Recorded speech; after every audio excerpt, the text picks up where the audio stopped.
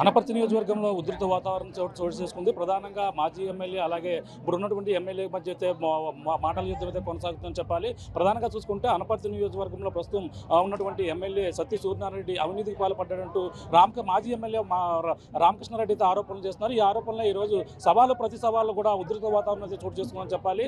ఈరోజు సరిగ్గా ఆయన ఇంటికి 1వ తారీఖున వస్తాను, ఆయనకి అయితే ఉన్నటువంటి అవినీతి ఆరోపణలను నిరూపిస్తానని చెప్పేసి ఓ పక్కన ఆయన శపథం రామకృష్ణారెడ్డి శపథం చేస్తే మరో పక్కన అవినీతి ఏవైతే చేస్తానో అన్ని కూడా నేను చూపించేందుకు అభివృద్ధి చూపించేందుకు నేను సిద్ధంగా ఉన్నానంటూ ఇక్కడ ఇంటి వద్ద అయితే ఇక్కడ సత్య సూర్యనారాయణ అయితే సిద్ధంగా ఉన్నారు. కానీ ఇక్కడంతా కూడా ఉధృత వాతావరణం అయితే చోటు చేసుకుని చెప్పాలి. ప్రస్తుతం సూర్యనారాయణ గారు ఉన్నారు, మరి విషయాలు మాట్లాడే ప్రయత్నం చేద్దాం. సార్ చెప్పండి, ఏంటి ఇక్కడ అనపర్తిలో గతంలో పక్కన సత్య ప్రమాణాలు ఎంతో సంచలనంగా మారాయి. ఇప్పుడు మళ్ళీ అదే విధంగా బహిరంగ శపథాలు చేసుకున్నారు, సవాలు ప్రతి సవాలు జరుగుతున్న పరిస్థితి ఉంది. ఎలా చూడాలి సార్ ఇప్పుడు ఏం జరుగుతుంది అనపర్తిలో? ఈ మధ్య సర్వేలు చూసి ఉంటారు, న్యూట్రల్ సర్వేలు చూసినా వైఎస్ఆర్ కాంగ్రెస్ పార్టీకి అధికారం. ఆఖరికి టీడీపీకి సానుభూతి పరులైనటువంటి సర్వే సంస్థలు చేసినా కూడా అనపర్తి నియోజకవర్గం వైఎస్ఆర్ఏ గెలుస్తుందని చెప్పడం జరుగుతుంది. దీంతో మాజీ ఎమ్మెల్యే రామకృష్ణారెడ్డి బాగా ఫ్రస్ట్రేషన్లో ఉండి ఏదో రకంగా ప్రజల్లో వాళ్ళలో ఉండాలి అంటే ఎలాగూ ప్రజలు మర్చిపోయారు. తను చేసిన అవినీతి కార్యక్రమాలతో మర్చిపోవడమే కాకుండా గుర్తున్న వాళ్ళు కూడా అసహించుకుంటున్నారు అతను చేసిన పనికి. ఏదో రకంగా ప్రజల్లోకి వెళ్ళాలంటే కనీసం సానుభూతి ఉండాలి. ఏదో రకంగా లేనిపోయిన ఆరోపణలు చేస్తే వీళ్ళు మరి ఏమైతే మరి రియాక్షన్ వచ్చి తన మీద ఎక్కడ దాడి చేస్తే తనకు సానుభూతి వస్తుంది అన్న ఉద్దేశంతో లేనిపోయిన అసందర్భ ప్రలాపనలు అదేవిధంగా అసత్య ఆరోపణలు కూడా చేస్తూ ఈ మధ్య కాలం గడుపుతూ ఉన్నాడు. గతంలో కూడా ఒకసారి అలాగే చేస్తే నేను సరే అని బెక్కోలు లక్ష్మీ గణపతి ఆలయానికి రమ్మని ప్రమాణం చేయడానికి సిద్ధమైతే తను సిద్ధపడకపోతే మేము గట్టిగా అరిస్తే కానీ ఎదురుగా రాలేకపోయాడు. దాన్ని బట్టి మీకు ఆ వీడియోలు చూస్తే మీకు తెలుస్తుంది ఏ రకంగా అన్నారు. మళ్ళీ తనకి ప్రజల్లో ఏదో రకంగా గుర్తుండాలంటే ఏదో చేయాలన్న ఉద్దేశంతో ఈ మధ్య చేయడం జరుగుతుంది. నేను ఒకటే చెప్తా ఉన్నాను మీడియా ముఖంగా కూడా, రామకృష్ణారెడ్డి తన హయాంలో ఏమైతే అవినీతి కార్యక్రమాలు చేశాడో, బ్రాందీ షాపుల దగ్గర ఏ రకంగా తీసుకున్నాడు, లేఅవుట్ల దగ్గర ఏ రకంగా వసూలు చేశాడు, చెరువుల దగ్గర ఏ రకంగా చేశాడు, కాంట్రాక్టుల దగ్గర ఏ రకంగా చేశారు, కన్వర్షన్ అంటే ఏ రకంగా చేశాడు, అవన్నీ కూడా ఎవరెవరైతే డబ్బులు ఇచ్చారో వాళ్ళందరూ కూడా ప్రత్యక్షంగా వీడియోలు రిలీజ్ చేశారు. వాటికేటికి సమాధానం చెప్పడు. ముందు దానికి సమాధానం చెప్పి రావయ్యా, నువ్వు సచ్చినుడు నిరూపించుకుని రా, అంతేగాని దాని గురించి మాట్లాడకుండా ఏదో నాపైన బొలచడం. అంతేకాకుండా అతను ఎంత అసత్య ఆరోపణలు చేస్తున్నాడంటే ఇక్కడ గవర్నమెంట్ హాస్పిటల్లో ఈ కరోనా టైంలో సీఎం రిలీఫ్ ఫండ్కి ప్రజల దగ్గర నుంచి విరాళాలు తీసుకోవడం జరిగింది, సీఎం గారికి చెక్ అందజేయడం జరిగింది. అదేవిధంగా మాకు ఇక్కడ గవర్నమెంట్ ఆసుపత్రి సుమారు 100 పడకల ఆసుపత్రిగా కూడా డెవలప్ చేసి ముఖ్యమంత్రి జగన్మోహన్ రెడ్డి గారు మరి దాన్ని డెవలప్ చేయడం జరిగింది. ప్రజా విరాళం కూడా సేకరించడం జరిగింది. ఆ ప్రజా విరాళాల్లో కూడా అవినీతి జరిగిందని అతను చెప్పడం జరిగింది. ఏవైతే కలెక్ట్ చేసామో ఆ బోర్డులన్నీ కూడా డిస్ప్లే కూడా ఇక్కడ మరి ఫ్లెక్స్లు పెట్టడం జరిగింది. ఇందులో లేని ఏదైనా ఉంటే తీసుకురావయ్యా, ఒక్కళ్ళని ఒక్క రూపాయి ఇచ్చిన వాళ్ళు తీసుకురా, నిరూపించు. అంతేగాని లేనిపోయిన అసందర్భ ఆరోపణలు ఎందుకు? మేము సాక్ష్యాలతో మేము వస్తుంటే అతను నోటి మాటతో అతను వస్తున్నాడు. దాన్ని బట్టి మీరు మరి మీడియా సోదరులు మీరే చూడండి, ఎవరు చెప్పేది కరెక్ట్గా ఉంది, ఎవరు చెప్పేది వాస్తవం, ఎవరు చెప్పేది అవాస్తవం అన్నది. అంటే నేను దౌర్జన్యంగా రాలేదు. ఆ రోజు ఏదైతే వారం రోజుల క్రితం కేవలం నా దగ్గర ఉన్నటువంటి పాంప్లెట్లు అయితే ఉన్నాయో ఆ కరపత్రం ఇవ్వడం కోసం వచ్చాను. ఎమ్మెల్యే గారు ఉంటే ఆయన చేతికి ఇచ్చిపోదామని వచ్చాను. నాపై లేనిపోని ఇటువంటి ఆరోపణలు నేను హాస్పిటల్ ఎటువంటి దౌర్జన్యం దిగలేదని చెప్తున్న పరిస్థితి. మీకు ఇక్కడ ఒకటే విషయం చెప్తా ఉన్నాను, ఆ వీడియో చూడండి ఒకసారి. పాంప్లెట్లు ఇవ్వడానికి వచ్చినాడు, నేను లేని టైంలో వచ్చాడు, ఇచ్చాడు, సరే వెళ్ళిపోవచ్చు కదా.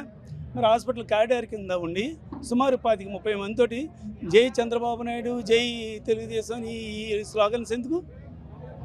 రామకృష్ణారెడ్డి జిందాబాద్ అని ఇవన్నీ ఎందుకు ఇచ్చాడు? ఇక్కడ మమ్మల్ని రెచ్చగొట్టడానికి. ఏదో రకంగా రెచ్చగొడితే మేము దాడి చేస్తాం, దాడి చేస్తే తనకు సానుభూతి వస్తుందని. అందుగురించే చెప్పాను. మొన్న తను ఒకటే చెప్పాడు, నేను చెప్పాను నీకు దమ్ము ఉంటే రా, నేను హాస్పిటల్లో ఉన్న టైంలో రా చూద్దామని కూడా చెప్పడం జరిగింది. ఈవేళ 11 గంటలకు వచ్చేస్తా అన్నాడు. ఈ 11 గంటలకు కూడా పోలీసుల నుంచి ఎలా తప్పించుకోవాలో నాకు తెలిసి తప్పించుకొని వస్తాను, లేదంటే హెలికాప్టర్లో వచ్చి పై అంతస్తులో కూడా దిగుతానన్నాడు. మరి ఏమైతే అని మేము 11 గంటల నుంచి హెలికాప్టర్ ఎప్పుడు వస్తుందని మేము ఆకాశంలో చూసాం, కానీ ఎక్కడ హెలికాప్టర్ రాలేదు, ఇతను రాలేదు. అంటే దీన్ని బట్టి అతను మాయమాటలు ఏ రకంగా ఉంటాయి అన్నది మీరు అర్థం చేసుకోవచ్చు. 500 కోట్ల అవినీతి జరిగింది, ఆరోపణలు అన్నీ కూడా నిరూపించడానికి నేను వస్తుంటే పోలీసులు అడ్డంగా అడ్డుకున్నారని చెప్పి మీరు ఒకటే చూడండి, అతని మీద ఏమైతే ఆరోపణలు ఉన్నాయో మేము విత్ ఎవిడెన్స్ మీకు చూపెడుతున్నాం. అదేవిధంగా అతను నోటి మాట కాదు, ఏమైతే ఉందో ఒక్క రూపాయి అన్నా కూడా ఎక్కడ అవినీతి ఉందో చూపించమండి ఆధారాలతోటి. నిజంగా నేను అవినీతి చేస్తుంటే నేను రాజకీయాల నుంచి విరమిస్తాను, నిజంగా తన అవినీతి ఆరోపణలు మరి చేశాం, అందరూ కూడా ఆధారాలు చూపించాం, దీనికి ఏం సమాధానం చెప్తాడు తన్నే అడగండి. అంటే ఈ రోజు 1వ తేదీని ఎంచుకోవడానికి ఇద్దరు కలిపి ఇదే రోజున ఎంచుకున్నారు. ప్రధాన కారణం ఇంకా కానీ ఇచ్చే డేటు ఈవేళ 11 గంటలకు వస్తా అన్నాడు, 11 గంటలు మేము సిద్ధంగా ఉన్నాం, తనే రాలేదు. ఈ హెలికాప్టర్ అప్పుడు పోలీసులని తప్పించుకొని రావడం నాకు తెలుసు, పోలీసులు దొరకకుండా నేను ఇంట్లో ఉన్నాను.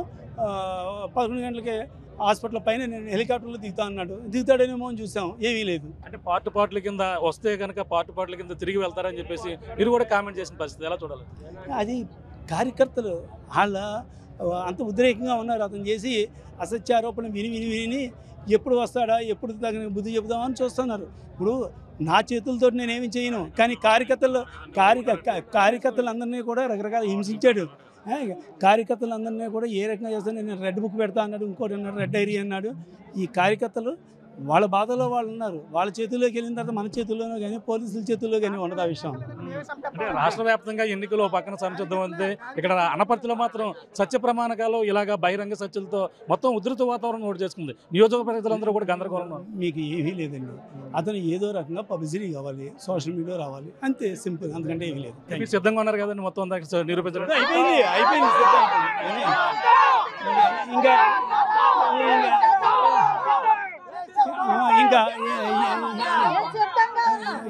ఎన్నికల మెసేజ్ చూస్తున్నాం. మొత్తం అంతా కూడా ఇక్కడ అంతా కూడా భారీగా ఇక్కడ చేరుకున్నటువంటి పరిస్థితి ఉంది. ప్రస్తుతం ఇక్కడ భారీ ఎత్తున అయితే ఇక్కడ చేరుకున్నటువంటి పరిస్థితి అయితే ప్రధానంగా ఉంది. ఏదైతే అవినీతి ఆరోపణలు చేస్తున్నారో ఆ అవినీతి ఆరోపణలన్నీ కూడా నిరూపించడానికి నేను సిద్ధంగా ఉన్నానంటున్నారు. ఇక్కడ ప్రధానంగా చూసుకుంటే ఇక్కడ ఏదైతే 500 కోట్ల అవినీతి చెప్పారో వాటికి సంబంధించిన అభివృద్ధి పనులు నేను ఇక్కడ డిస్ప్లే రూపంలో చూపించాను. గతంలో ఆయన చేసినటువంటి అవినీతి ఆరోపణలు మాపై బురద జల్లే ప్రయత్నం చేస్తున్నారు. కావాలని ఉద్దేశపూర్వకంగానే ఈ ఎన్నికల సంటిలో అతను ఓడిపోతాడనే భ్రమతో ఉన్న నేపథ్యంలో ఇటువంటి అవినీతి ఆరోపణలు మధ్య నాపై వేసేందుకు చూస్తున్నారు. ఏదేమైనా రాబోయే అనపర్తిలో వైసీపీకి మెజార్టీ ఎక్కువ ఉన్నదని చూసి ఇటువంటి అవినీతి ఆరోపణలు చేసే ఎన్నికల స్టంట్కి మాత్రమే కనబడుతుంది. ఏదేమైనా ఆయన ఎప్పుడు ఏ సమయానికి వచ్చినా సరే నేను ఇక్కడ సిద్ధంగా ఉన్నాను, కార్యకర్తలతో సంసిద్ధంగా ఉన్నాను పరిస్థితి ప్రధానంగా ఉంది. ఆయన వస్తారని, ఏ విధంగా వస్తారు, హెలికాప్టర్లో కూడా వస్తారని చెప్పడం జరిగింది. ఆయన కోసమే ఇక్కడ కార్యకర్తలతో ఎదురు చూస్తున్నామని చెప్పేసి అనపర్తి ఎమ్మెల్యే సత్య సూర్యనారాయణ అయితే చెప్తున్న పరిస్థితి ప్రధానంగా ఉందని చెప్పాలి. ఇది కూడా ఉన్న తాజా పరిస్థితి. మేము రాముతో ప్రకాష్ RTV అనపర్తి నుంచి. మరిన్ని వీడియోస్ కోసం ఛానల్ ని సబ్స్క్రైబ్ చేయండి, లేటెస్ట్ అప్డేట్స్ కోసం వాట్సాప్ ఛానల్ ని ఫాలో చేయండి అండ్ లింక్ డిస్క్రిప్షన్ లో ఉంది.